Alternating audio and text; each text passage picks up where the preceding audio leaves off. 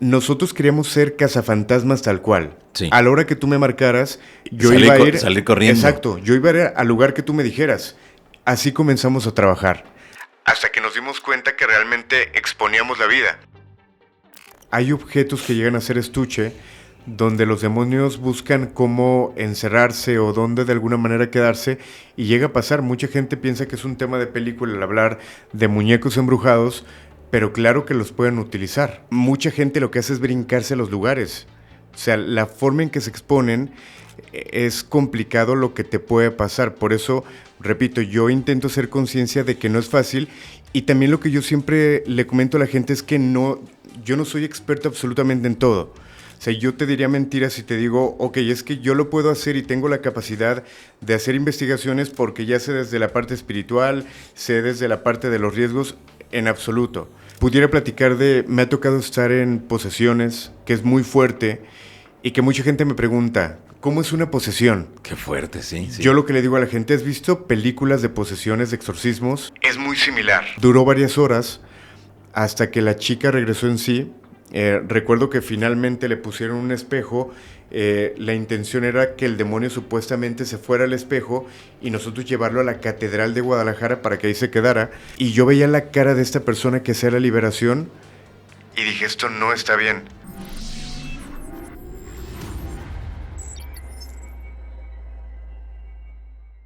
Amigos, un gusto saludarlos. ¿Cómo están? Mi nombre es Johanan Díaz Vargas. Bienvenidos sean ustedes a la Casa de la Insólita, aquí en estos programas especiales. Y bueno, pues hoy vamos a hablar con Alain Luna. Él es el conductor del podcast El Grito de la Llorona, un podcast que está llamando mucho la atención, un podcast que siempre nos presenta lo mejor de la investigación paranormal o del tema de los misterios o los enigmas en general. Y hoy estaremos platicando con Alain, pero viene a comentarnos algunos casos que ha vivido, que ha investigado, que ha estado ahí muy presente y que estoy seguro que a ustedes les va a llamar la atención. Les recuerdo también que nos pueden seguir a través de Spotify, me encuentran como @Johanan Díaz o La Insólita Experiencia, ahí estamos. Aquí en YouTube, ya lo saben, @Johanan Díaz, y en el Facebook como @Johanan Díaz Oficial. Así que quédense porque hoy una entrevista súper interesante.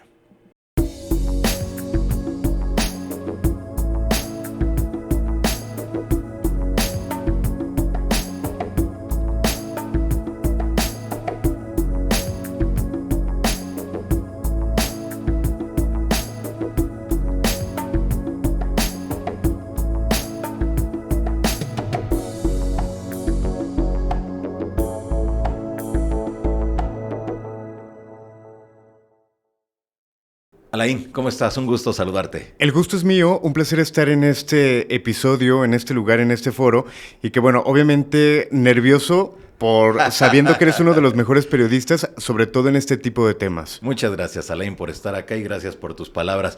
Oye, esa vocesota, en donde te escuchamos, donde nos encontramos, cuando ya te escucho hablar, digo, ¡ay, ahí anda la Alain! Para mí unos 50 de estatura, ¿verdad? Oye, platícanos, ¿desde hace cuándo estás en este asunto de estos temas y en los medios de comunicación? Ajá, fíjate que yo comencé ya voy a cumplir 19 años trabajando en medios de comunicación. Al poco tiempo de que comienzo en los medios, preparo un programa que se llamaba Los Hijos de la Llorona y que al inicio no era la intención hacerlo tan formal. Era un programa que habíamos pensado de que la gente nos hablara, que nos contara su historia de terror y a lo mejor reírnos un poco, pero nos dimos cuenta que lo paranormal estaba muy descuidado en la radio en Guadalajara. Okay. La Mano Peluda estaba un poquito perdida, Radio Fantasmas, que era un programa muy conocido, estaba perdido, y dijimos, bueno, creo que hay un espacio para hacerlo muy serio y para entrar de lleno. Preparamos Los Hijos de la Llorona, y en ese momento dije, quiero tener en este programa a los mejores expertos en el tema, desde videntes, mediums, psicólogos, para de alguna manera poder hacer investigaciones y poder ser cazafantasmas, tal cual era la idea primordial, y fue básicamente lo que comenzamos a hacer. Oh. ¿Y cuál fue el resultado? El resultado fue, yo creo que sorprendernos de lo que nos podemos encontrar, porque de repente uno ve películas, y yo creo que es parte de lo que he intentado hacer conciencia, porque hoy en día con las redes sociales Sí. hay mucha gente que queremos entrar a la creación de contenidos a costa de lo que sea, incluso a costa de nuestro propio bienestar, nuestra propia vida, y es ahí donde entra la parte de tener el juicio de saber dónde sí, dónde no, y qué tanto problema puede haber. Créeme que lo paranormal, mucha gente lo puede tomar como una parte de entretenimiento, pero realmente puedes arriesgar tu vida, ya sea desde la parte espiritual o desde la parte física donde te metas. Hay gente que vaya a esas exploraciones sin saber que a lo mejor tendrías que tener una preparación, por ejemplo, si te muerde un insecto. Te pica una víbora. Exactamente, todo esto tiene que haber una preparación, pero también una preparación espiritual. ¿Qué pasa si va un equipo de exploradores y de repente uno de ellos entra en posesión o ocurre un accidente de este tipo? ¿Qué harías? Hay que tener preparación. Claro, desde luego. Creo que has tocado un punto bien importante porque nos damos cuenta que hay canales que se dedican a la exploración y que bueno, es bien interesante y nos mantiene fijos ahí en la pantalla, pero a lo que se están exponiendo. Sí. Eso es lo fuerte dentro de todo esto, ¿no? Sí, y en Guadalajara pasa mucho. Me imagino que en todos los lugares. Nosotros cuando íbamos a panteones o a este tipo de sitios, íbamos a administración, pedíamos permiso, pero mucha gente lo que hace es brincarse a los lugares. O sea, la forma en que se exponen es complicado lo que te puede pasar. Por eso, repito, yo intento hacer conciencia de que no es fácil. Y también lo que yo siempre le comento a la gente es que yo no soy experto absolutamente en todo. O sea, yo te diría mentiras si te digo, ok, es que yo lo puedo hacer y tengo la capacidad de hacer investigaciones porque ya sé desde la parte espiritual, sé desde la parte de los riesgos, en absoluto. Yo me considero un investigador, un divulgador también de información, pero por eso me rodeo de esta gente que sabe. Claro. Ya conoces a Cristian Valerio, que es un experto con el que he trabajado durante años, Claro. y que sé que si voy a un lugar sin que esté mi experto, pues sé que es un riesgo y sé que algo puede pasar. Y prefiero a lo mejor de repente sacar la vuelta o esperarme a estar preparado realmente, y sobre todo la intención. Si vas a un lugar a que pasen cosas, está padre, pero la mayoría de las veces, o la intención que tenía el programa de Los Hijos de la Llorona, ahora El Grito de la Llorona, era ayudar a la gente. Además de entretenerte con las historias, era, ok, estás viviendo algo paranormal, sí quiero que me lo platiques, quiero ver evidencia y quiero ver cómo te puedo ayudar. Porque no es solamente que cuentes tu historia y ahí quedó, gracias, si te vuelve a pasar algo nos marcas. Era, ok, estás viviendo esto, ya te estás atendiendo, ¿qué estás haciendo? Te puedo canalizar con un psicólogo porque no tiene que ver con algo paranormal, o te puedo canalizar con un experto porque sí estás en riesgo. Claro, desde luego. Yo creo que es ayudar también al auditorio, es ayudar a la gente que necesita y por eso te está llamando, porque seguramente necesita que alguien le dé un camino, una ruta que seguir para poder tener respuestas a lo que le esté ocurriendo. ¿En qué momento de tu vida surge este podcast que gusta, este podcast que está ahí y que nos presenta fenómenos paranormales, sonidos extraños a los principales expositores de esta rama del conocimiento? Mira, yo creo que viene también un poquito de sangre, y esto lo fui descubriendo porque por parte de mi papá, mi abuelo, él le encantaban este tipo de temas, desde brujería, ovnis, extraterrestres. Y hay un dato bien curioso porque mi abuelo, tengo entendido que él tenía contacto con extraterrestres. Yo soy de Tulancingo, Hidalgo, y él, donde vivía, él se subía a la azotea y empezaba a buscar. Y creo que constantemente tenía ese contacto, pero además él a través de un radio de ondas cortas transmitía para traileros, para gente que trabajaba en horas, en altas horas, Ándale. para platicar lo que estaba viviendo. Qué Yo creo chido. que desde ahí pudiera estar la espinita, y la parte paranormal yo creo que fue a partir de vivencias que comencé a tener de muy pequeño, y te repito, yo no soy experto, pero desde chico vivía situaciones raras. Sí. Y que ya cuando me metí en esto, y con asesoría, creo que sí he sido un poquito más sensible, sin tener a lo mejor la capacidad que un experto realmente pudiera tener. Claro, exactamente. Pero mira, ahí es lo interesante porque, bueno, ya lo traes prácticamente entonces en la sangre, Ujú. ¿no? El hablar de estas temáticas que te gustaba, te llamaba la atención y que lo estás explorando. Sí, Eso sí, está muy sí. chido. Sí, y yo, por ejemplo, siempre que me preguntan cuál fue la primera experiencia, cuando era chico yo me acuerdo muy claro, no recuerdo exactamente la edad, pudiera decir que entre 8 y 10 años, Sí. yo dormía con mi hermano que es un año más grande que yo. Yo recuerdo que veíamos del closet cómo salía una mujer y que nos aterraba, pero era muy clara y que era muy constante que la pudiéramos ver. ¿Una mujer? Ajá. ¿Y luego? Eh, Esto obviamente no lo platicábamos, pero nosotros sabíamos que pasaba. En alguna ocasión nos dormimos, recuerdo, con armas de juguete, con palos, porque dijimos, ok, tenemos que hacer algo porque es mucho lo que está pasando. Nos levantamos en la noche cuando la vemos que sale del closet, nos levantamos y empezamos a pegarle. Eh, Le pegábamos obviamente a la nada, pero nosotros ya habíamos visto que estaba ahí ella. A partir de ese día no la volvimos a ver. ¿Era física o cómo No era física, porque nosotros la vimos que sale, corremos, empezamos a pegar y simplemente le pegábamos a la ropa. Mucha gente pudiera decir, quizá al momento de hacer esto, de enfrentar ese miedo, pues simplemente desapareció el miedo. Desapareció, claro. Y ya era algo mental. Lo curioso es que muchos años más tarde, te estoy hablando de, ¿qué serán? Más de 25 años, yo a esta mujer la volví a ver en el mismo departamento donde la veía con mi hermano, la volví a ver en el mismo lugar. 25 años después. Exacto. Me quedó claro que lo que veía de pequeño era totalmente real, porque la volví a ver muchos años después sin ninguna explicación. ¿Y la agarraste a golpes?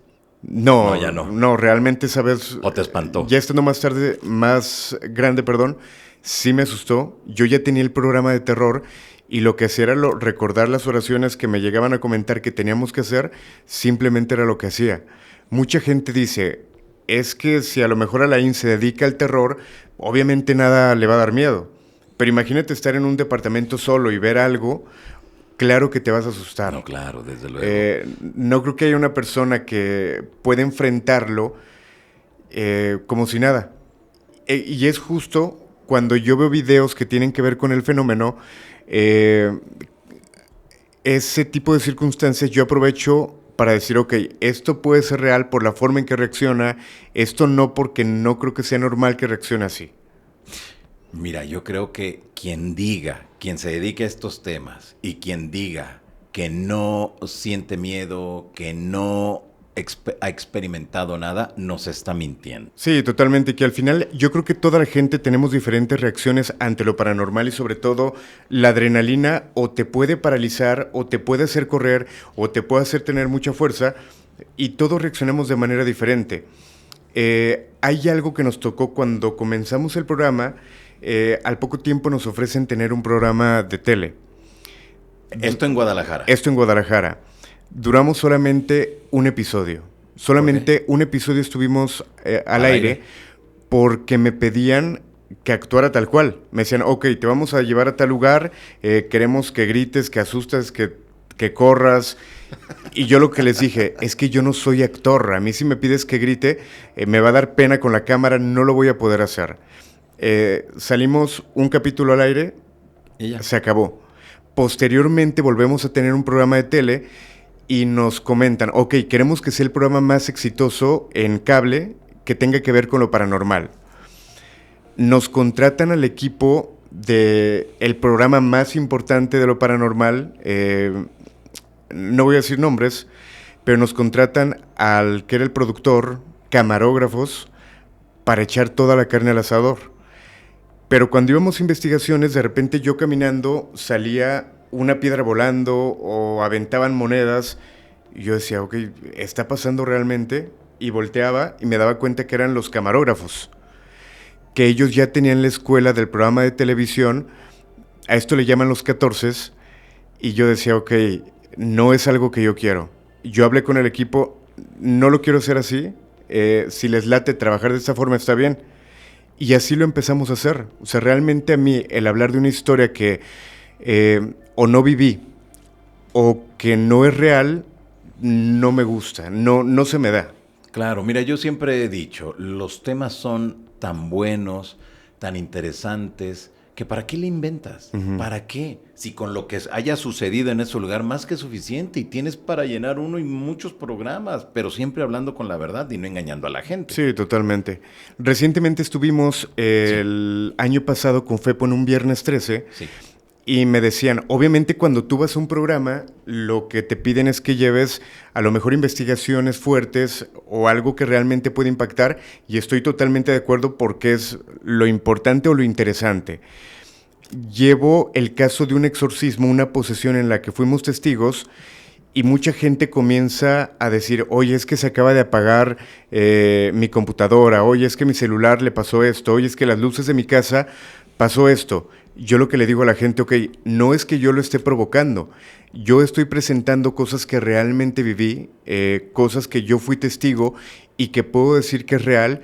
Claro. Y obviamente la energía se mueve, y es cuando tú lo investigas y sabes que la historia sí tiene un trasfondo, te das cuenta de que no hay nada falso, pues obviamente si hay algo paranormal y en algún lugar va a mover energías. Exactamente, sí, porque me imagino que cuando llegas tú a cada uno de los sitios, a cada uno de los lugares, la gente comienza a describirte, mire, aquí subió, bajó, pasó esto.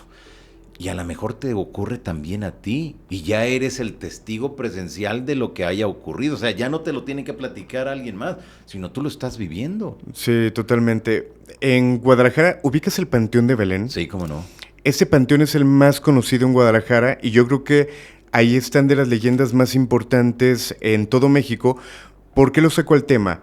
La mayoría de las evidencias que muchas veces puedes tener o puedes ser testigo, no tienes cámara, no tienes...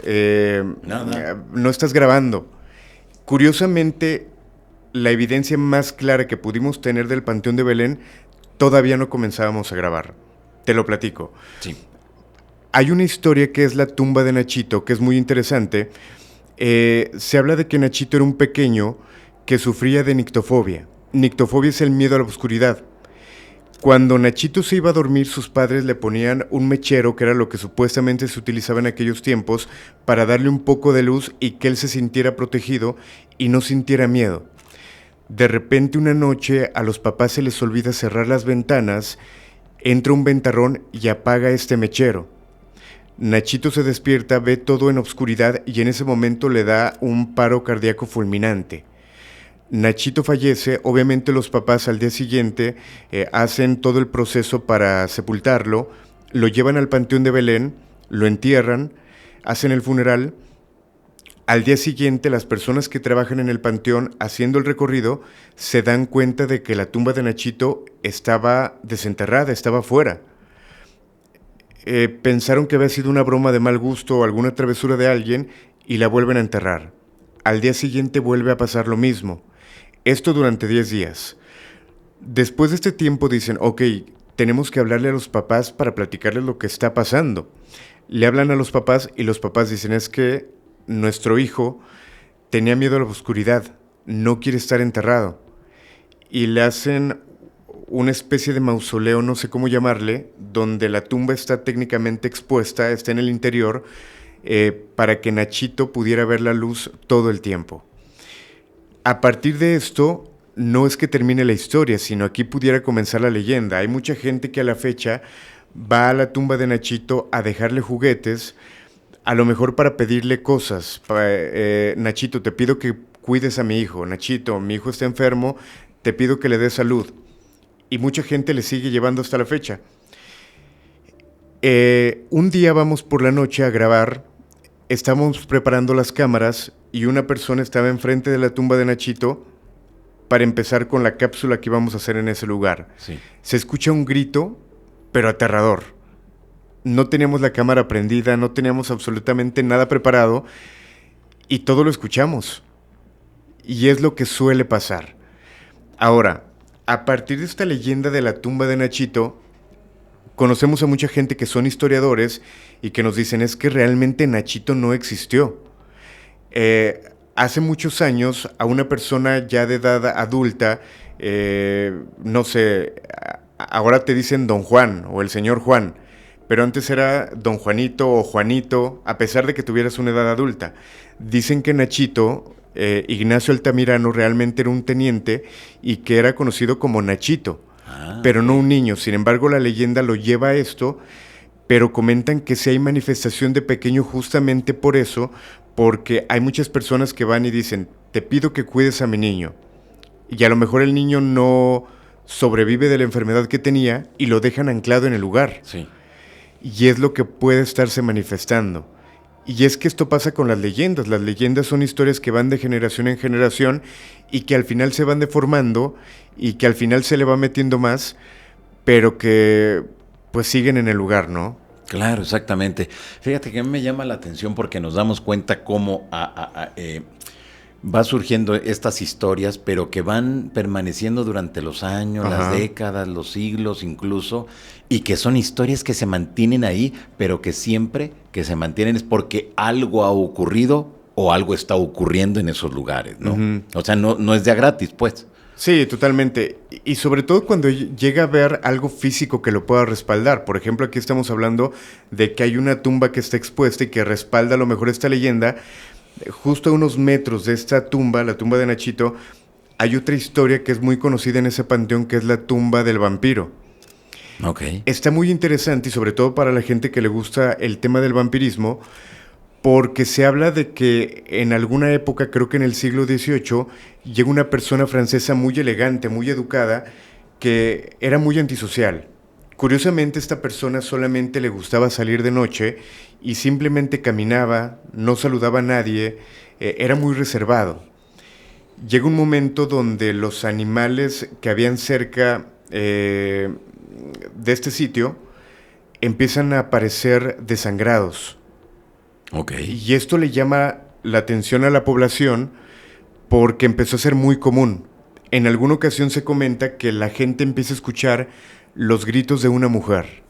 Se asoman y se dan cuenta de que este hombre estaba técnicamente tomando del cuello a una mujer, lo comienzan a perseguir, lo agarran, lo llevan al Panteón de Belén y sabiendo que existían supuestamente los vampiros, le entierran una estaca en el pecho. Esta estaca a lo largo de los años es donde se vuelve leyenda porque hoy en día se conoce como el árbol del vampiro. Okay. Supuestamente Sí. la estaca empieza a crecer y se convierte en este árbol que está enorme y que parte de la leyenda hoy en día dice que el día que se llega a caer este árbol, supuestamente el vampiro volvería a salir. Ándale. Son leyendas muy interesantes, Claro. y que forman parte también de una cultura y una historia, en este caso de Jalisco. Exacto, y sobre todo que son de esas historias con las que hemos nacido, Ujú. con las que hemos crecido y con las que seguramente nos vamos a morir, Sí. ¿no? Que ahí van a estar. Cuando nosotros llegamos, ellos ya estaban. Y cuando nosotros nos vayamos, ellas van a continuar, ¿no? Y que en todos lugares hay. Exacto, sí. Dentro de todo esto, de estas correrías, de andar por varias partes de la República Mexicana, ¿cuál ha sido como la que más te ha marcado, la que más te ha gustado?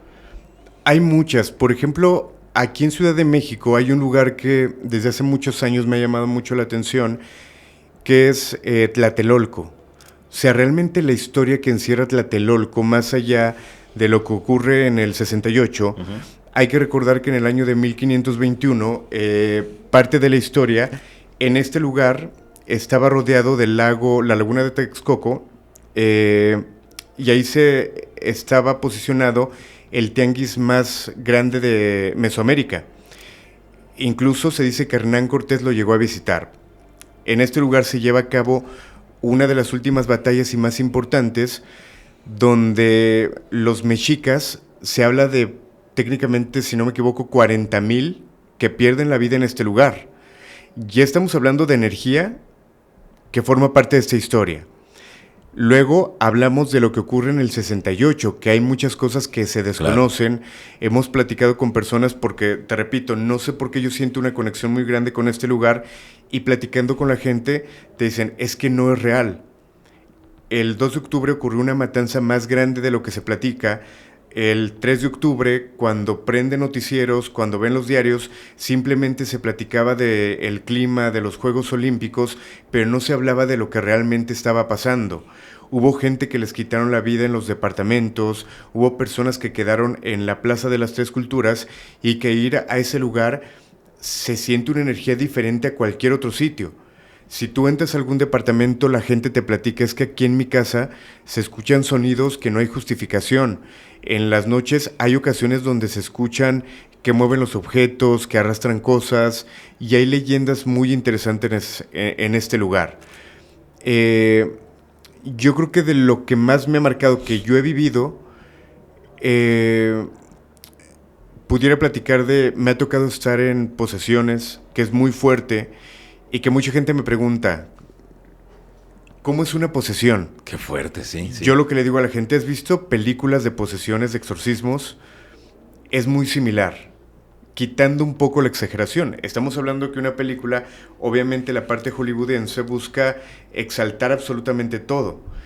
No es que le den vueltas la cabeza, ese tipo de cosas, pero sí hay una fuerza sobrehumana impresionante, sí hay cambios de voz, sí hay don de evidencia, realmente puede pasar. Justamente en el Panteón de Belén, en algún momento y como parte de la historia, como comenzamos el equipo de investigación, nosotros queríamos ser cazafantasmas tal cual. Sí. A la hora que tú me marcaras, yo iba a ir... Salir corriendo. Exacto, yo iba a ir al lugar que tú me dijeras. Así comenzamos a trabajar, hasta que nos dimos cuenta que realmente exponíamos la vida. Resulta que en alguna ocasión, yo estando en mi casa en la madrugada, recibo una llamada y me dicen que en el Panteón de Belén, en una de las oficinas, tenían a una mujer poseída encerrada ahí. En ese momento yo le marco a todo mi equipo y les digo, oigan, yo estoy en tal lugar, estoy en mi casa, ustedes están más cerca, adelántense, yo los alcanzo y ahí nos vemos para ver qué está pasando. Obviamente ellos llegan primero, posteriormente llego yo. Ellos ya estaban con esta chica, la chica estaba en posesión. Regularmente cuando nosotros tomábamos alguna investigación, le pedíamos a la gente que nos firmara algún documento de que nos dejaba grabar, de que dejaba que... La autorización. Exacto, que mi equipo trabajara. En ese momento, pues, la mujer estaba poseída, no había quien firmara la responsiva, y nosotros llegamos directamente a trabajar con ella. Cuando hablo de trabajar directamente con ella, desde mi punto, fue tomarle una pierna por la fuerza que tenía. Éramos 7 personas, los que le estábamos deteniendo, algunas personas incluso de tu tamaño, tiene una fuerza impresionante. A mí me levantaba con una pierna completamente, que igual y no pesó mucho, igual y la gente va a decir, es que se ve que no tiene mucha estatura, pero había personas que pesaban mucho y que las podía aventar. Lo que nos decía esta mujer era imposible que lo pudiera saber porque intentaba atacarnos con cuestiones muy personales. Esta mujer nunca la habíamos visto. Nos atacaba con cuestiones muy personales y nos quedó claro en ese momento que estábamos enfrentándonos realmente a un demonio. ¿Te dio miedo? Sí me dio miedo. Cuando comenzó a sacarte esas cosas muy privadas, muy tuyas, ¿qué pensaste? Yo creo que a mí me tocó, no sé si llamarlo privarme o bloquearme. Creo que fue la primera posesión que me tocó vivir. Pero la persona que estaba haciendo la liberación, a él lo atacó en cosas muy delicadas, cosas familiares. Bueno, no familiares, más bien muy personales, que nosotros ni como amigos de él sabíamos. Y yo veía la cara de esta persona que hacía la liberación y dije, esto no está bien. Duró varias horas hasta que la chica regresó en sí. Recuerdo que finalmente le pusieron un espejo. La intención era que el demonio supuestamente se fuera al espejo y nosotros llevarlo a la Catedral de Guadalajara para que ahí se quedara. No sé por qué a los años me enteré, no sé cuál fue la causa, la chica falleció. Ya no pudimos platicar nuevamente con ella en algún momento para saber si lo recordaba, cómo vivió ese proceso, si volvió a ocurrir. Pero fue el primer caso delicado que nos tocó, justamente, repito, en el Panteón de Belén. Pero yo creo que casos de posesiones nos han tocado 4 o 5 casos. Y te voy a decir algo, también nos ha tocado casos de supuestas posesiones que resultan ser totalmente falsos y que tienen que ver con una parte psicológica. Ah, ok. O sea, sí. Que yo creo que muchas de las veces va enfocado a eso, ¿no?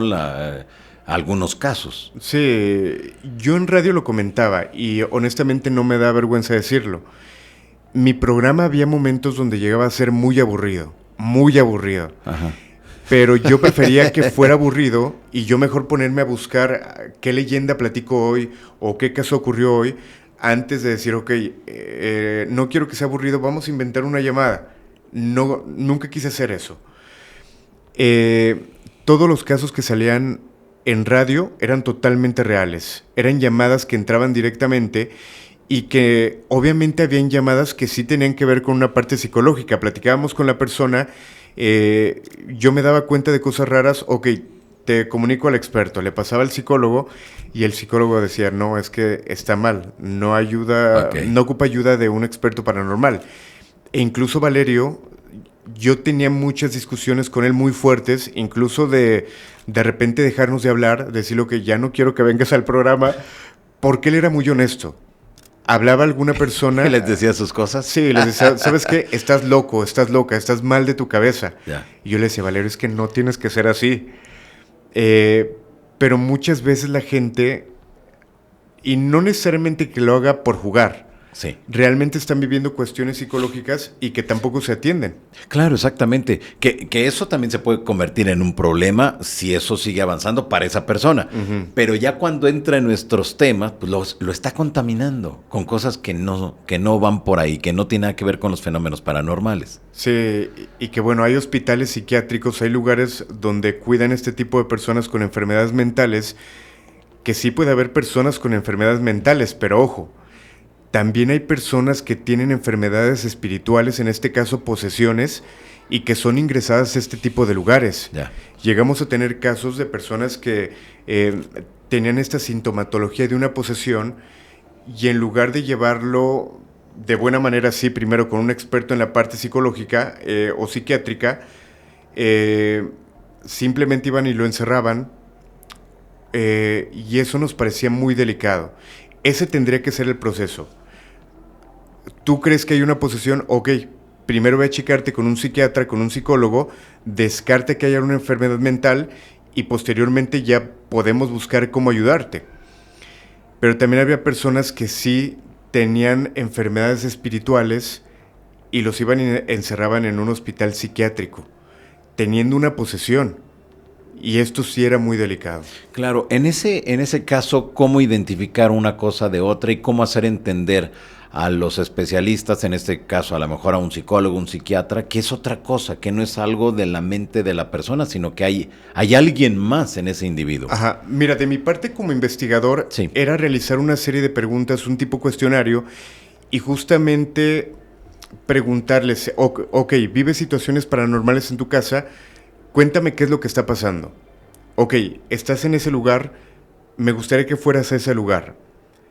Me gustaría que hicieras estas preguntas.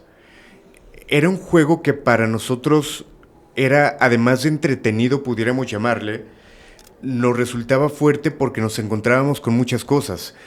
Había gente que decía, ok, estoy en el lugar donde veo que se aparece tal cosa. ¿Puedes preguntar si hay alguien ahí? Esto en vivo. Las personas preguntaban, ¿hay alguien aquí? Y a lo mejor escuchábamos cosas. Pero preguntábamos desde sintomatología de qué era lo que estaban viviendo, qué era lo que sentían, qué era lo que vivían, si alguien más en su casa lo estaba viviendo, la temperatura, cómo era en su casa. Ya cuando descartábamos ciertas situaciones y decíamos, ok, es que está cumpliendo con todo esto, sí hay cambios de temperatura, sí hay de repente aromas extraños, sí está viendo cosas, hay más gente que ha sido testigo, sí hay algo paranormal. Aquí ya pasa con un experto y el experto ya se encargaba desde la parte energética de entrada de decir, ok, ya me platicó, sí está fuerte, pero también siento que sí hay algo. Y siento que lo que me está platicando es real y siento que me está hablando de que hay un demonio. Esto ya, pudiéramos decir, ya con el experto él daba el dictamen final. A partir de eso ya tomábamos a consideración, es un caso que sí tenemos que visitar a la persona, sí tenemos que ir a su casa y buscar cómo atenderla. O sea, no dejábamos el caso simplemente ahí. Claro. En el caso que nos mencionabas de la persona que estaba poseída ahí en el Panteón de Belén, ¿qué más, aparte de cuestiones muy privadas, muy tuyas, te dijo? ¿Qué otra cosa mencionaba? ¿Hablaba del futuro, quizá? ¿De cosas que iban a ocurrir días después? No, fíjate que se enfocó más a esta parte personal. Conmigo no fue tanto el contacto, porque, ojo, y esto para la gente que de repente puede estar envuelta en estas situaciones, lo que te recomiendan es no tener un contacto visual. Cuando estás en medio de una posesión, por nada tienes que ver a la persona poseída a los ojos, porque es tener un contacto directo con el demonio. Y a lo mejor de repente pudiera ser encararlo. No sabes si te pueda brincar a ti. A la persona que atacó no le dijo cosas del futuro, sino cosas de su presente que no sabíamos y que le podían haber afectado al que nosotros las supiéramos. Básicamente en eso se enfocó. Híjole, pero qué fuerte, ¿no? Sí. Imagínate, tú vas a investigar o a ser testigo de algo y de repente te hablan de tus problemas personales. ¿Qué onda? ¿Qué cara pones con los demás, no? Claro, exactamente. Bueno, ¿y en qué termina esa historia? Simplemente la chica termina la liberación. Ella estuvo bien un tiempo. Perdemos el contacto. Es lo que llega a pasar muchas veces. Nosotros le damos seguimiento a las historias hasta donde podemos y hasta donde la persona nos lo permita. Hay personas que simplemente siguen viviendo cuestiones paranormales y les gusta para platicarlo, pero ya no quieren ayuda. O simplemente les da flojera ir a una cita con el experto. O simplemente dicen, ok, en mi casa me asustan y hasta ahí queda. El caso de esta persona quedó en eso. Ya no nos volvió a buscar, no la pudimos encontrar posteriormente. Lo que sabíamos era a través de un intermediario. Ella seguía teniendo no posesiones, sino a lo mejor algunos avistamientos, pudiéramos llamarle, algunas manifestaciones, pero hasta ahí. Fue lo último que supimos de ella. Ya. Pero Qué fuerte. Sí, fue. Y digo, yo creo que la gente al escucharlo lo puede tomar muy a la ligera. Ok, pasó esto, está interesante, pero realmente ya ser testigo y lo que puedes vivir y lo que sientes es totalmente diferente. Claro, desde esa posición en la cual tú te encuentras frente a un micrófono o frente a una cámara, tienes un compromiso con la sociedad, con la gente que te sigue. Partiendo de esto, lo que tú presentas y lo que tú haces siempre le está validado con algo que es real, que es auténtico. Es decir, no estás inventando las historias.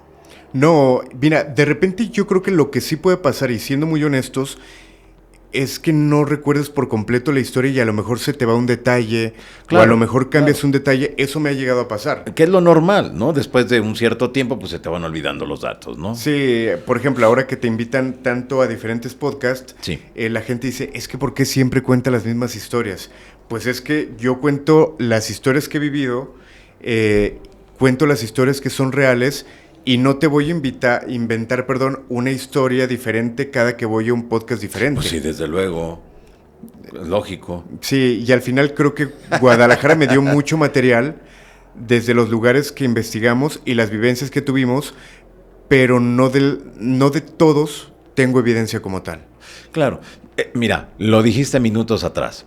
Llegas a un lugar y de repente empiezan a suceder cosas raras que no estaban preparados ni con la cámara, ni celular, ni nada, ¿no? ¿Por qué? Pues porque surgió el momento. No es algo planeado que donde ya tienes todo el equipo prendido y ya lo estás grabando. No, Sí.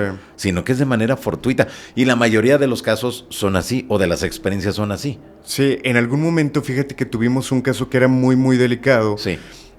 que de hecho nosotros de mala manera, y creo que faltando un poquito al respeto, nosotros lo llamamos el caso de la mujer araña. Te preguntarás por qué. Sí. Recibimos una llamada de una persona, una mujer, la escuchábamos muy mal. Ella nos decía que su hija estaba poseída. Ok, señora, ¿qué es lo que le pasa a su hija? Con lo primero que nos dijo, nos quedó claro de que no había algo normal.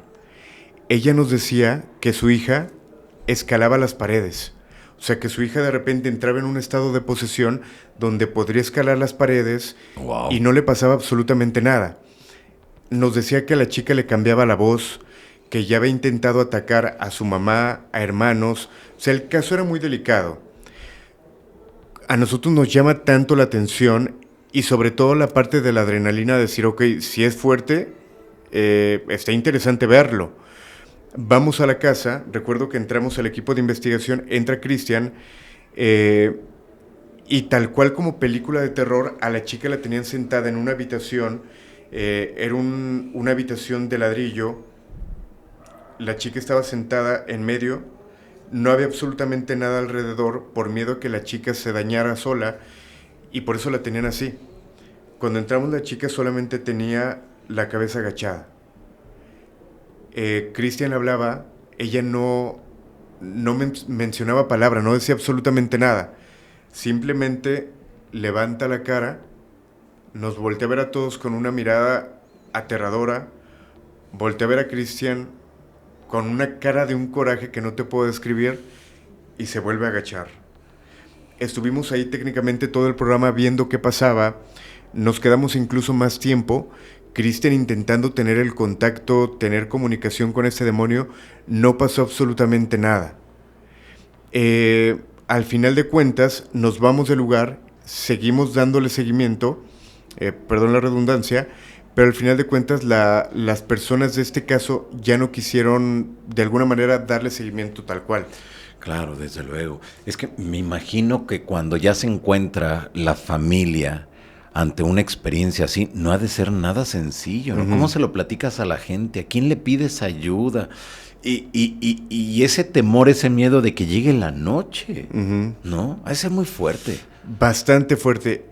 Yo incluso, de mi parte, las vivencias que he tenido paranormales, fuera de un micrófono de radio, fuera de una cámara, al hacer investigaciones, yo nunca las platiqué. O sea, 18 años llegué a guardar este tipo de historias porque yo decía, ok, yo soy el conductor del programa de radio. Si yo llego el día de mañana y platico lo que me acaba de pasar ahorita en la madrugada, la gente va a decir, qué raro que él es el conductor y vio esto, le pasó esto.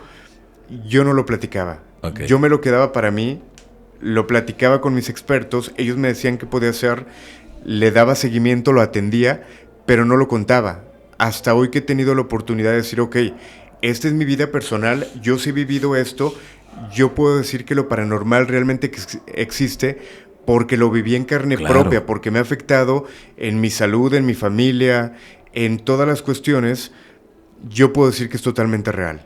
Exactamente, pero es que ahí ya la historia cambia, porque ya te involucraste, ya estás hablando con el testigo, con la familia de esa persona que está afectada en algo, pero que nos damos cuenta que los fenómenos paranormales realmente existen, pasan, y si la gente no está preparada, va a pasar muy mal, ¿no? Uh-huh. Qué fuerte. Sí, por ejemplo, hay lugares donde llegamos a visitar por investigaciones, ya sea desde museos, lugares que tenían que ver con una parte como cultural, que se contaban historias y que a nosotros decíamos, ok, este lugar pudiéramos catalogarlo como el lugar más fuerte o con más actividad paranormal. Hay un sitio que sí me gustaría platicarte y que me gustaría compartirte alguna evidencia para que lo pueda ver la gente en este podcast. Muchas gracias. Hay un lugar que se llama Centro Cultural El Refugio. Ok. Que siempre me preguntan cuál es el lugar con mayor actividad paranormal, yo lo menciono. En este lugar tiene varios años de construcción en Guadalajara. Ajá. Y es un lugar con mucha historia. En algún momento fue un hospital psiquiátrico y que mucha gente empezó a llevar a sus familiares, a lo mejor porque no se portaban bien, porque tenían a lo mejor comportamientos extraños tal cual, iban y los encerraban, sin tener alguna enfermedad mental. Había personas que sí tenían enfermedades mentales, pero este lugar era atendido por monjas, las josefinas, y que no le daban buen trato a los pacientes. Se dice que los llegaban a golpear, que los tenían encadenados en las paredes, que de hecho no les daban de comer y ellos tenían que comer de repente sus propios desechos para de alguna manera poder sobrevivir. A lo largo del tiempo este lugar se convierte en un lugar cultural, pero empiezan a ocurrir cosas muy fuertes. Hay una capilla donde hay un piano que de repente se toca solo, la gente comenzaba a ver cosas cuando ya no había absolutamente nadie y que a nosotros nos tocó ser testigo de ellos. Nos tocó ser testigo de cómo un piano se tocaba solo Wow. en la capilla. Llegamos a tomar fotos en la cúpula de esta capilla y se ve una persona como asomándose un rostro bastante claro. Y hay una foto que recientemente nos compartieron donde le estaban tomando una fotografía a una silla en una exposición. La silla era muy curiosa y simplemente querían retratarla para compartirla a través de redes sociales. El lugar estaba cerrado por completo, simplemente estaban los expositores. En una de las habitaciones se alcanza a ver dos pequeños encerrados detrás del cristal bastante claros. Wow. Que si te enseño la foto y cuando la veas, Ok. y espero que la gente deje los comentarios, dices, es que esos niños son reales. Pero no había absolutamente nadie en ese lugar. O sea, nada. No había nada ahí. Nada. Y aparecieron. Aparecieron. A mí me tocó también que yo platico con un grupo de teatro porque en este lugar, debido a la actividad paranormal y a las historias que se cuentan, hoy en día hacen recorridos nocturnos. Este grupo de teatro que es encargado de los recorridos, en una ocasión nos invitaron. Sí. Yo le digo al que era como el director y el personaje principal, oye, felicidades, está muy, muy bien lo que hacen. ¿No le da miedo a la niña el estar haciendo este recorrido? Me dice, ¿cuál niña? Y le dije, a la niña que sale en el acto, que es como en un auditorio. Es que no hay ninguna niña. Ándale. Pero no eres la primera persona que lo dice. Mucha gente va a este tipo de recorridos y aseguran que ven una pequeña en este lugar. Y sí hay manifestaciones muy, muy fuertes en este sitio. Wow. ¿A qué se deberá? ¿Son energías que se quedaron ahí pegadas a los sitios? ¿Tú qué explicación le das a eso? Hay muchas cuestiones. Una de ellas, tú no sabes en este sitio, en tu foro, qué había antes, qué había en el suelo, qué pudo haber pasado. Claro, claro. Y si en algún momento alguien se dio a la tarea de decir, ok, si hay una energía, vamos a desalojarla.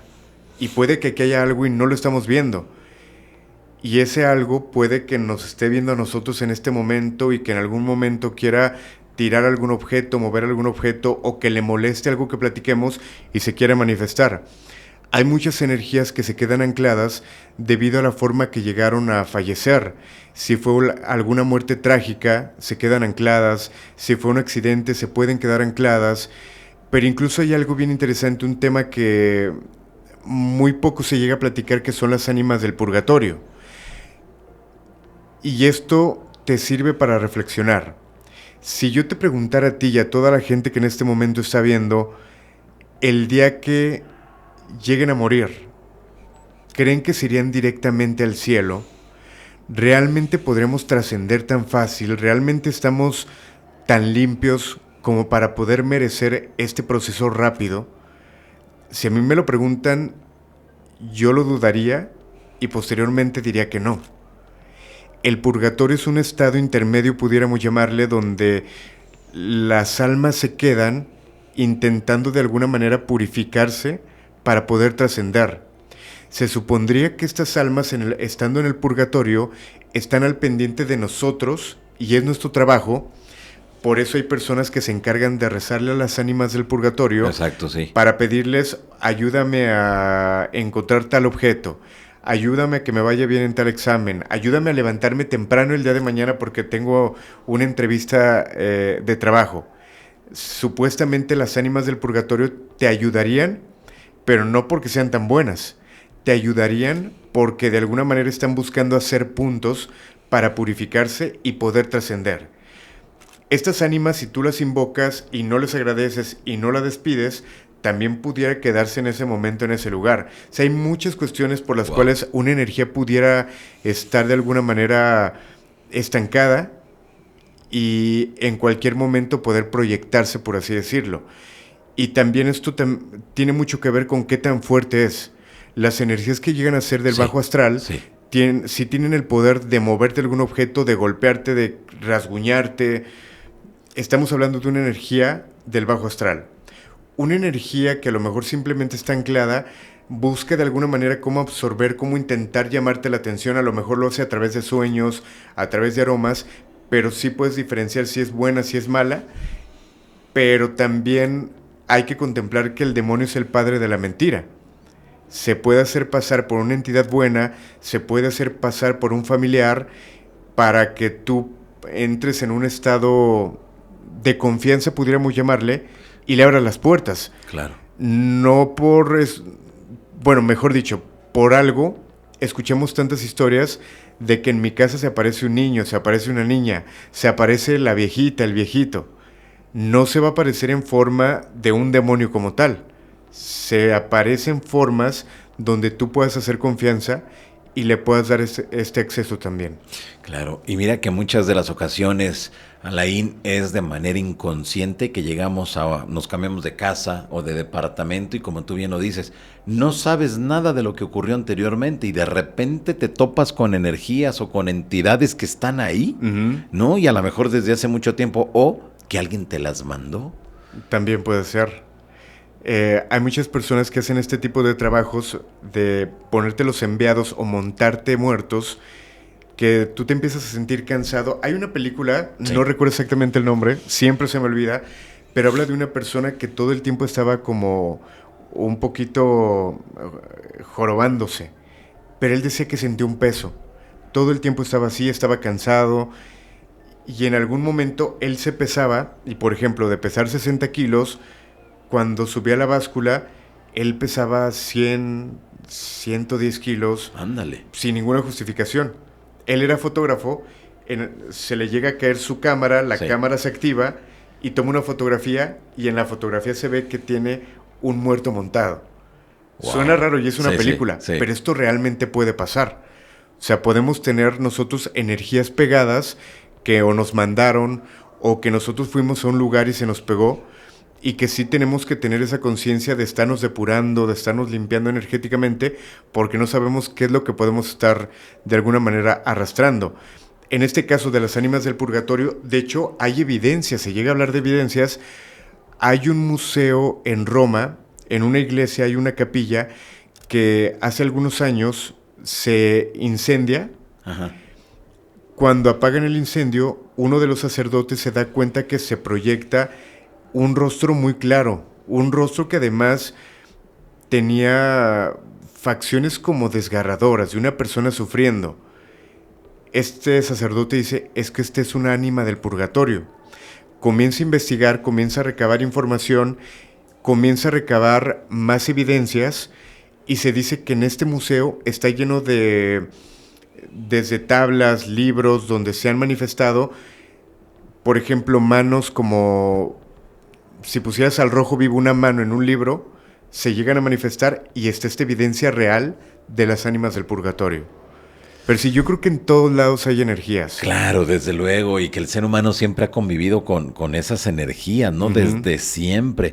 Ahora, Alain, al momento que tú presentas cada uno de estos casos, te documentas, cuando tienes oportunidad hablas con los testigos, vas a los lugares, cuando ya haces toda esa labor y tienes toda esa información, ¿te la crees? ¿O te espantas? Ya cuando la procesas toda como diciendo, ¿pero a dónde me fui a meter? Lo peor que podemos hacer es creer, porque al final de cuentas, para los que buscamos algo paranormal, es real, hasta no ver, no creer. Claro, exacto. Puede que la historia se escuche muy interesante y fuerte, pero tienes que estar en el lugar para ver si realmente lo que te comentaba hace un momento, de entrada si hay evidencia, escuchar el testimonio, y esto es importante.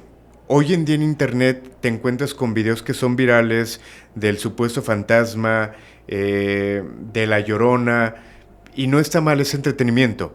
Pero lo que yo siempre le digo a la gente es que aprenda a sentir. Cuando tú ves un video o una fotografía, no es simplemente verlo y decir, ok, está fuerte, sino pensar en qué es lo que te hace sentir esa fotografía, ese video. Porque cuando hay algo real, obviamente tiene una carga energética, que hay gente que puede ser más sensible para poder descifrarlo, hay gente que simplemente no tiene esa sensibilidad, pero yo es lo que les digo, no crean las historias luego. Primero siéntanlo y luego investiguen un poquito más. Sí, Y creo que sería lo ideal. claro, desde luego. Nos gusta, nos apasiona el misterio, Sí. lo paranormal y queremos ir y conocer las historias y todo. ¿De qué manera te proteges?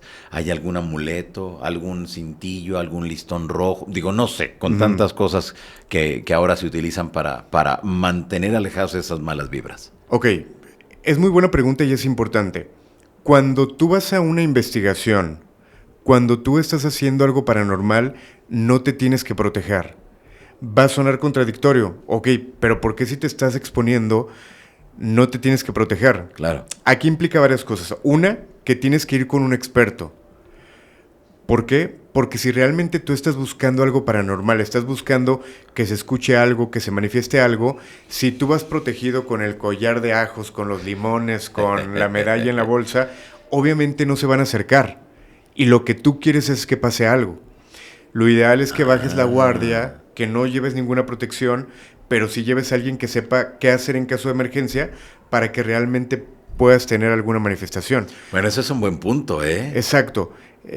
Alguien me decía en algún momento, es como si vas a un lugar y tú quieres pelear y llegas así todo el tiempo con la guardia en alto, nadie se te va a acercar porque saben que quieres pelear. Tienes que bajar la guardia para que ellos se acerquen. Cuando estás cuando estás en casa, cuando estás en otro lugar, yo sí me protejo. Regularmente tengo una medalla de San Benito, que para mí es el mayor protector, la oración de San Benito de latín. Tengo otra protección que Cristian Valerio, que es la persona que desde hace años me cuida, me dio y que no la comento, pero fuera del trabajo sí lo hago. Ok. Y sobre todo perfecto. procuro darme como ese seguimiento. Hay veces que sí me siento mal y sí pregunto, oye, ¿qué me está pasando? Porque siento esto, o estoy teniendo pesadillas, o en mi casa comenzó a pasar esto. Sí me ha llegado a pasar. Por ejemplo, apenas tuvimos la oportunidad de encontrarnos en Mérida en diciembre Con Fepo. con Fepo. Me llevaron uno de mis muñecos que me entregaron a mí de un museo que se llama el Museo de la Tortura. Me lo llevan a Mérida para yo poder platicar de él, y posteriormente cuando regresamos de Mérida, yo me lo llevo en mi maleta. Regularmente no lo tengo en mi casa, lo tengo en mi oficina, encerrado, y no lo llevo para nada en mi casa. Pero regresamos de viaje, lo llevo en mi maleta, saco las cosas de mi maleta y lo dejo en mi habitación. Sí. Yo me voy de vacaciones en la temporada de Navidad, regreso, me empecé a sentir muy mal, me sentía muy mal. Tenía pesadillas, sentía que alguien se sentaba en mi cama, escuchaba cosas en mi departamento, y un fin de semana que me toca arreglar mi ropa, me doy cuenta que ahí estaba ese muñeco. Y dije, ¿tendrá algo que ver? Ya lo saqué de ese lugar. ¿Y qué pasó? ¿Se tranquilizó todo? Se tranquilizó todo. O sea, sí era el muñeco entonces. Totalmente. Y es justo lo que se llega a platicar. Hay objetos que llegan a ser estuche, donde los demonios buscan cómo encerrarse o dónde de alguna manera quedarse, y llega a pasar. Mucha gente piensa que es un tema de película al hablar de muñecos embrujados, pero claro que los pueden utilizar. Tal cual como un estuche, los demonios se pueden estancar ahí. Claro, desde luego. Y mira, que este punto es bien importante, Alain, porque nos damos cuenta que en muchas de las ocasiones nos regalan cosas o nosotros compramos antigüedades y de repente no sabemos ni qué onda. No sabemos ni quién lo puso, ni qué, ni para qué fue utilizado. A lo mejor está muy mono y todo. Y en cuántas ocasiones los niños cuando se acercan dicen, no, Ajá. yo no quiero saber nada de ese muñeco. No, que sí, mira, está muy bonita. No, y no las quieren. No, fíjate que está bien interesante esta parte del tema, porque yo apenas lo platicaba con una persona que en algún momento trabajaba en un hospital y que estaba justamente a un lado de la parte de la morgue. Ajá. Yo creo que el año pasado o hace 2 años empezaron a salir muchos artículos de internet de que mucha de la ropa de paca era ropa que salía de hospitales o de morgues, y Wow. que simplemente la llevaban a vender. Obviamente esto puede ser un mito, pero justamente te lleva a pensar. Hay personas, a mí me gusta comprar cosas del tianguis. No sabes de quién era esa playera. Pues No sí. sabes si esa playera la persona ya falleció, o la última vez que la utilizó, qué hizo, y simplemente puede que la compres, te la pones y ya. O la muñeca que ibas caminando en el tianguis Y la ves. o en esa tienda de antigüedades, la compras, te la llevas y algo pasa. Hay muchas historias muy interesantes de eso. Oye, ¿cómo no? Pero es que luego hay ocasiones o hay tianguis donde te encuentras cada reliquia que dices, wow, Sí. pero quién sabe para qué la hayan utilizado, ¿no? Sí, sí, sí. Y que hay formas de purificarlas. Yo en algún momento llegué a abordar este tema. ¿Qué tienes que hacer cuando compras una prenda, este tipo de objetos? Pues sí tiene que tener un proceso donde tú hagas una especie de ritual para que las energías que puedan tener impregnadas pues simplemente se vayan. Y esto también ocurre con los automóviles. ¿Qué pasó con el automóvil seminuevo que acabas de comprar? ¿De quién era? ¿Pasó algo con ese automóvil? ¿Para qué lo utilizaron? Exactamente. ¿No? Y ya te pones a pensar y a lo mejor de repente saques conclusiones que no. Pero dicen, piensa mal y acertarás, ¿no? Exactamente. Bueno, ¿qué le recomendarías, para ir cerrando esta conversación contigo, Alain? ¿Qué le recomendarías a las personas que les gusta el misterio? Con cada uno de los invitados siempre les menciono, estamos en la era de las redes sociales. Nos enteramos en cuestión de segundos, ya ni tan siquiera de minutos, en cuestión de segundos de lo que está ocurriendo en cualquier parte del mundo. Y nuestros temas no son ajenos a eso. Uh-huh. ¿Qué le recomendarías a las personas cuando hay un video viral, cuando hay un caso viral, cuando hay una entrevista viral de algo sorprendente, alucinante? ¿Qué le puedes recomendar? ¿Que se vayan con todo lo que digan o que investiguen? Yo les diría de entrada, aprovéchenlo, entreténganse, pero si van más allá y realmente quieren encontrar verdades, yo creo que la forma de encontrar verdades es no quedarnos con los argumentos de una sola persona. Es investigar un poquito más, justo lo que te decía, aprender a sentir y analizar. Creo que hoy en día las personas somos muy inteligentes y ya no nos dejamos llevar por cualquier cosa como pasaba no hace muchos años. Hace muchos años te presentaban un programa de tele donde supuestamente grababan a una bruja, donde supuestamente jugaban a la ouija y en media hora que jugaban ya se movía y decías, híjole, es que está impresionante. Hoy en día la gente no la hace tonta, la gente se pone a analizar, la gente sabe que existen muchos programas donde puedes editar, donde puedes montar cualquier objeto. Y yo les diría eso, no se queden simplemente con lo que ven, investiguen, analicen, pregunten y sepan cuál es la fuente. Yo siempre he dicho que no todos tenemos la realidad absoluta. Claro. Todos hablamos desde nuestra experiencia, desde nuestro conocimiento, y el día que alguien llegue y diga, es que yo sé todo, yo sé hacer liberaciones, yo soy investigador, yo soy ufólogo, yo soy esto, ahí pudiéramos estar hablando desde el ego, a diferencia de decir, ok, yo soy investigador, pero también tengo una persona que me analiza los videos desde la parte técnica. Ok, soy investigador, pero también tengo un psicólogo. Ahí te puedes dar cuenta si la persona no puede tener credibilidad, y creo que eso es muy importante. Alain, es un mundo tremendo, mucha información, muchos casos, y vemos que a la fecha prácticamente a la semana surge uno o dos nuevos podcasts, es decir, no sé si llamarlo competencia o no sé si nombrarlo la cantidad de información que se está procesando en estos momentos, nunca la había visto en ningún otro momento de la historia, de mi historia, dentro de esta investigación y divulgación. Totalmente, hay todo tipo de creadores, yo creo que cada quien con un estilo diferente. Yo lo digo, yo soy técnicamente 100% radio. Ahora que se ha presentado esta oportunidad, hemos buscado la forma de generar el contenido, informando y sobre todo rodeándonos de los mejores expertos. En algún momento, y te lo agradezco, tuviste la oportunidad de estar con nosotros. Así es. Pero fue como la misión, darnos a la tarea de buscar a los mejores expertos en el tema paranormal, en el tema de ovnis, y que al final de cuentas son los que te van a dar la información. Y yo lo que le diría a la gente referente al crear el contenido, y que lo digo con todo el respeto, no entren a lo paranormal. Y esto lo digo a modo de advertencia. El entrar a lo paranormal es entrar a una mafia desde el punto donde no sabes qué es lo que te puede pasar. Desde el punto donde que si tú empiezas a mover energías, seguramente vas a ser atacado, seguramente vas a sufrir de enfermedades, seguramente van a atacar a la gente que tú quieres. No lo digo porque no lo hagan, porque hay podcast, porque hay competencia, como se llega a decir. Eso es lo de menos. Lo que tú estás arriesgando al entrar a lo paranormal te puedes arrepentir. Me ha pasado. Me ha pasado y yo lo he querido dejar justamente por esto. Piénsenlo 2 veces antes de entrar a lo paranormal. Exacto, pero ¿te refieres a qué? ¿A cuestiones de rituales y todo eso o directamente a la información general? Me refiero a la parte energética, Okay. lo que te puede quitar, lo que te puede dañar, sí es muy delicado. Repito, lo podemos tomar muy a la ligera, pero yo, por ejemplo, siempre lo digo, el pensar en que yo pudiera estar en una posesión o poseído por algo que no haga bien yo y por no rodearme de la gente que me tengo que rodear, es mi mayor terror, yo creo.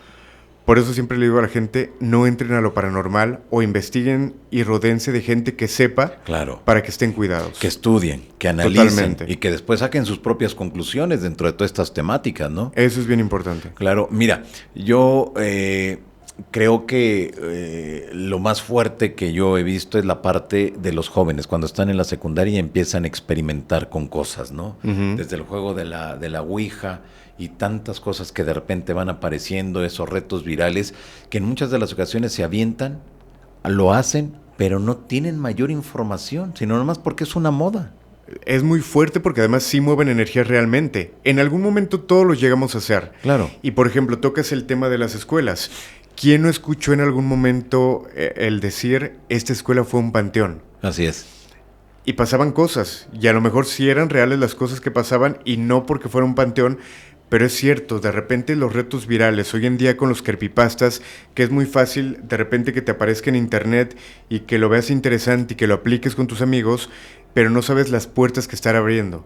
En algún momento pasó con Charlie, pero yo creo que la Ouija no pasa de moda en ese sentido, que se te hace fácil experimentarlo y no sabes lo que pueda comunicarse en ese momento. Recientemente lo platicaba con Fermex, él me decía, es que es como agarrar un teléfono y marcar cualquier número.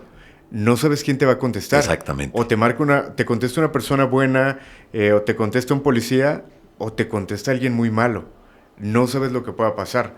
Sí hay que tener cuidado de en lo que te metes. Y yo creo que aprovechando esto que estás diciendo, el monitorear. ¿Qué es lo que están haciendo tus hijos? ¿Qué están jugando? ¿De qué gente se están rodeando? Porque el tema de los creepypastas es un tema muy delicado que ha quitado vidas y que en cuestiones paranormales también ha provocado muchísimas cosas. Sí, exactamente. Yo creo que hay que tener mucho cuidado, tampoco caer en el fanatismo, pero tampoco en el escepticismo, sino mantener un equilibrio. Y si la gente que nos mira en estos momentos, Alain, le interesa, que estudie, que analice y que llegue a sus propias conclusiones, pero nunca sugestionarse con ninguno de los temas, porque las cosas pueden terminar muy mal, ¿no? Sí. O sea, hay que cuidarse y sobre todo hay que entender algo. Yo creo que parte de los que hacemos podcast de terror, claro que nuestra tarea también es entretener. Claro que también es que la gente siente el miedo. Yo no voy a hacer un podcast de terror sin la intención que la gente se asuste. Pero ya cuando a eso le metes intenciones como el informar y que la gente si busca, si está viviendo algo, que busque ayuda, ya es totalmente diferente. O sea, busquen realmente qué consumir, qué realmente les va a dejar y busquen fuentes que realmente pueden ser creíbles. Exactamente. Pues ahí está. Alain, ¿dónde la gente te puede escuchar? ¿Dónde le puede dar seguimiento a todo tu trabajo? Perfecto, nos pueden encontrar como El Grito de la Llorona con Alain Luna a través de YouTube, donde van a encontrar diferentes episodios. Como bien lo platicaba, esta primera temporada nos dimos a la tarea de buscar a los mejores creadores de contenido paranormal y la intención de entrar es conocer sus historias, sus experiencias y obviamente qué consejos nos dan ellos a lo paranormal. Ya entraremos a otra fase donde invitaremos a más personas, testimonios, investigaciones. Por lo pronto, esta primera temporada ha sido muy interesante por conocer gente como tú y que ojalá que la gente lo pueda visitar. Perfecto, ahí está. Nuevamente, ¿en dónde? El Grito de la Llorona con Alain Luna en YouTube. Perfecto, ahí está. Así que síganlo, estén muy al pendiente del trabajo de Alain Luna y de cada uno de sus invitados. Alain, muchas gracias por haber estado aquí en la Casa de la Insólita. Un placer, me voy a conectar aquí para también estar checando los comentarios. Eso, muchas gracias. Gracias, Alain. Gracias. Amigos, pues han escuchado a Alain Luna, quien nos ha compartido muchas de esas experiencias, las investigaciones que ha realizado, los casos que más le han llamado la atención, y ahora yo les pido que ustedes lo sigan a través de su canal de YouTube o en sus redes sociales para que sigamos teniendo mayor información de lo que implican estos grandes temas y como lo hemos dejado muy bien asentado en esta transmisión. Leer, estudiar, analizar y después llegar a sus conclusiones, que eso es lo mejor para que usted no se sugestione con cada uno de estos temas que en muchas de las ocasiones parecen temas sencillos, pero nos hemos dado cuenta que no son así. Son muy profundos y que si usted no tiene la precaución debida, las cosas pueden terminar muy mal. Los invito para que me sigan a través de Spotify, que me encuentran como @JohananDíaz, Insólita Experiencia. Así que ahí síganme, estén muy al pendiente. Aquí en YouTube, ya lo sabe, a través de @JohananDíaz. Pero también estamos en Spotify. Gracias, nos vemos más tarde. Bye bye.